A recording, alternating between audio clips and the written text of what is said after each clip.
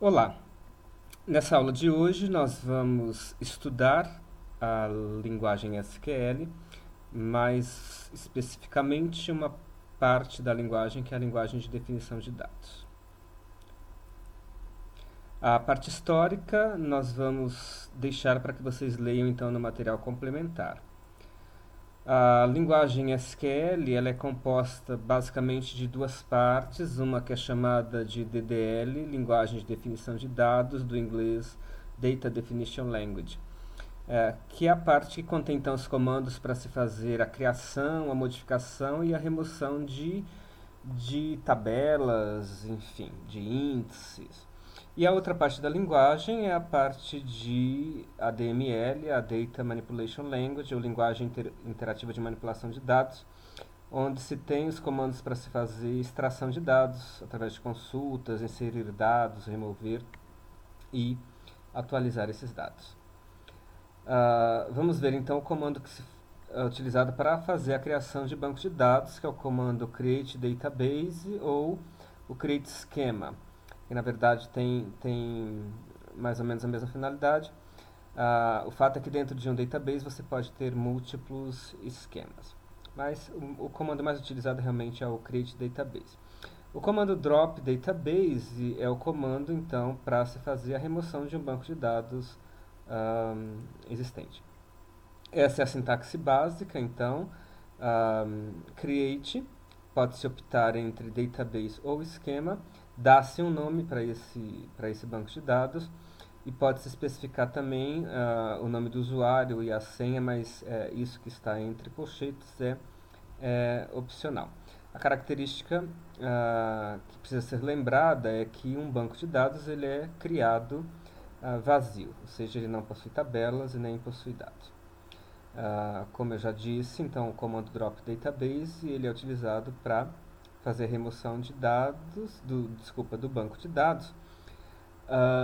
E na verdade se remove tudo que está dentro do banco de dados, as tabelas, os índices, tudo que está associado a ele.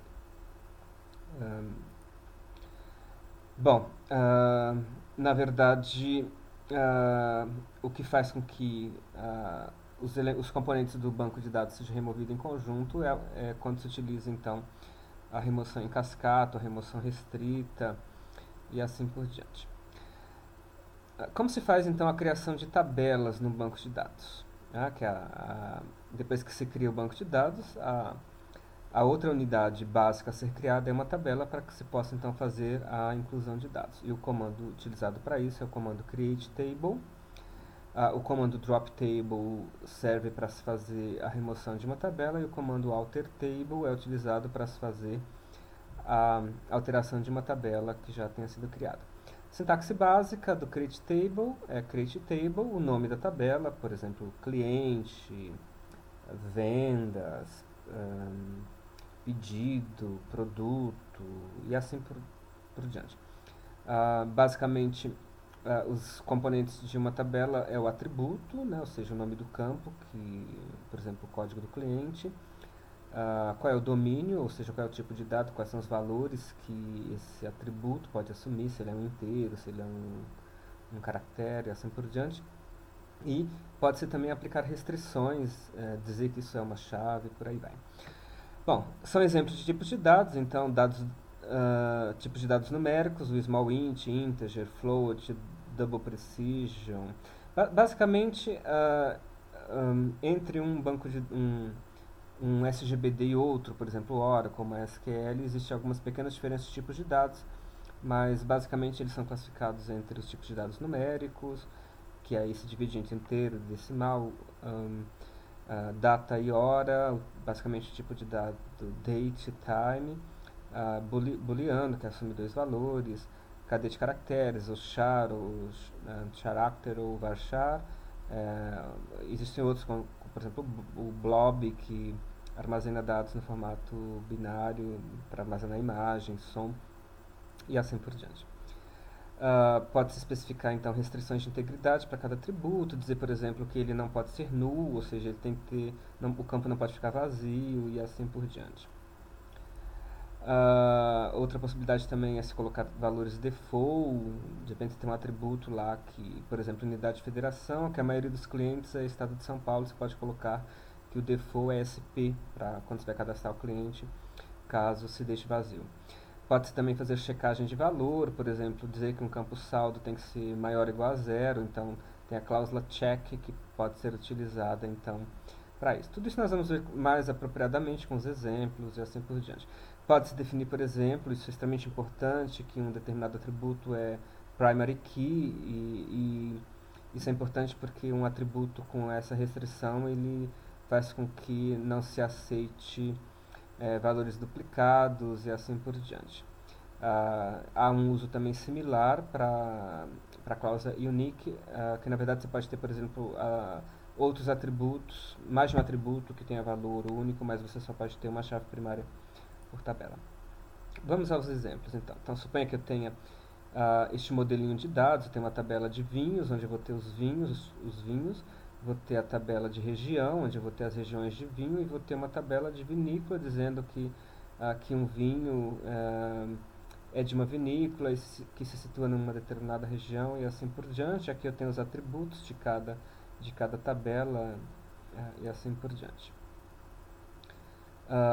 Então vamos ver como é que ficaria então a criação de uma tabela. Vou criar então primeiro o banco de dados, o create database loja vinhos, estou criando a base de dados.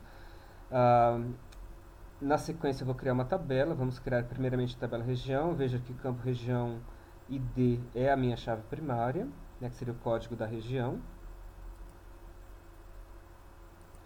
Vamos lá. Então, aplicando então a sintaxe do create table, o que nós teríamos? Create table região, e aí os atributos com seus tipos de dados, né, dizendo que a região ID é do tipo small int, ou seja, um inteiro pequeno. O nome da região é varchar, pode ir até 100 caracteres, mas esse é um campo variável. Se ele usar menos caracteres, só será armazenado, consumido aquele espaço utilizado. E o mapa da região e a descrição da região, então, como blob armazenado no formato binário. Coloquei aqui algumas restrições, então o default da região é 0, mas ele não admite null. O campo nome da região também tem que ser preenchido e assim por diante. E estou dizendo que o campo região ID ele é primary key, ou seja, chave primária, não vai aceitar redundância.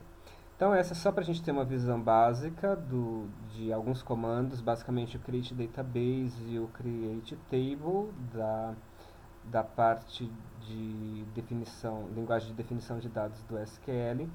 E nas próximas atividades, então, nós vamos aprender as outras instruções, mas nós precisamos antes, então, experimentar um pouquinho essas instruções com atividades de exercício, tá bom? Nós temos aí a bibliografia, que pode ser consultada para mais informações a respeito dessa atividade de hoje.